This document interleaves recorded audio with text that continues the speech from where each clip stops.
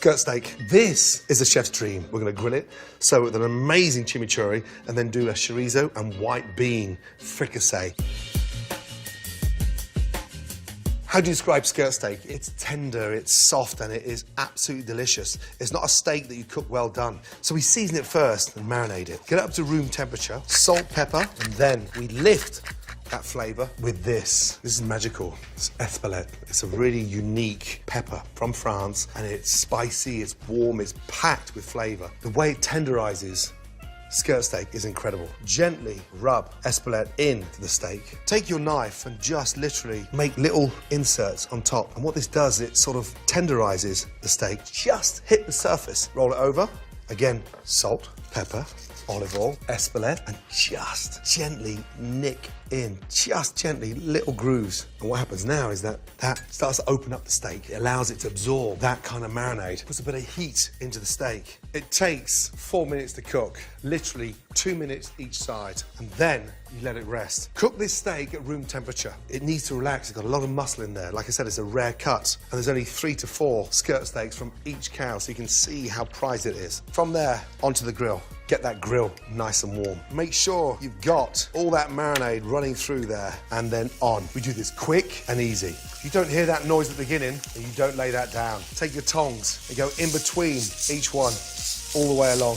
And that pushes that steak inside that grill. It's caramelizing the pepper, it's rendering the fat, and it's tenderizing the skirt steak so quickly. You'll see the actual marks from the grill, almost like you get a stamp on the back of a cow's butt.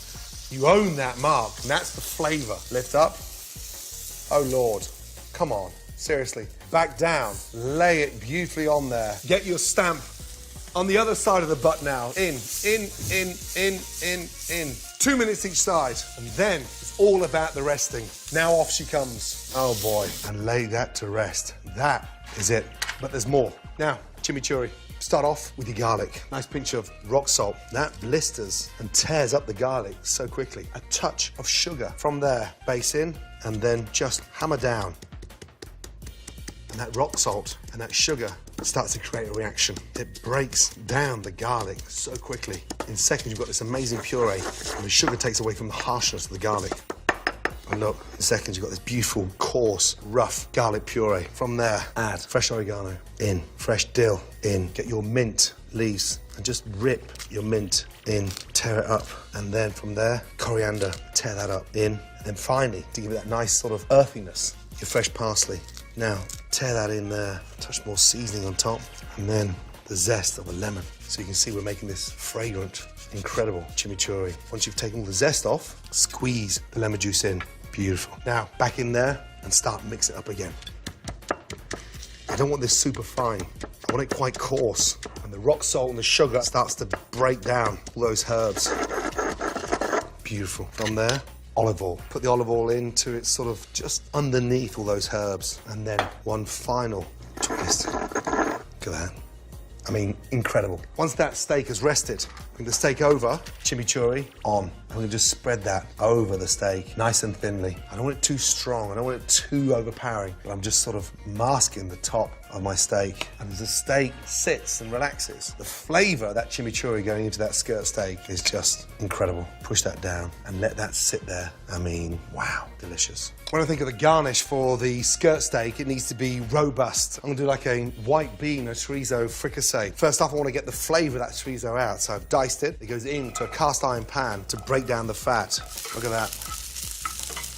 Chorizo is 35% fat, so it literally fries its own fat. And the flavor coming out of that is incredible. Shallots in, garlic in, let that cook out. The shallots and garlic are absorbing all that flavor from the chorizo. Amazing. Now, in with the beans. I want these beans to sort of get all nice and waxy and bring this little fricasse together. As the pan starts to get dry underneath, a couple of tablespoons of chicken stock in. That looks incredible. Now bring that up to the boil, turn down the gas, and start dropping in my rainbow chard. That gives it a really nice sort of zinc, almost like a great robust spinach. Fold that in and let that cook out. And once all that stock is reduced, the beans absorb that stock and it just becomes a really nice, delicate sort of fricasse. How do we get that even richer? Touch of butter off with the gas and just drop in little cubes of butter around, and then look, just fold in that butter, and as that butter melts, it just puts another layer of richness into those beans. All those cannellini beans now have absorbed that butter and makes it so tasty. Great. Time to serve. First off, take those beans onto the plate. With the skirt, just slice very carefully down. Just look inside there, how pink and juicy and tender that is. Lift that up and just place that around your beans, and take a teaspoon of your chimichurri and just hit the plate, and then one final hit over the top so it's cascading down. And that is my insight to the chef's secret to why the skirt steak is the chef's #1 dream cut. Beautiful.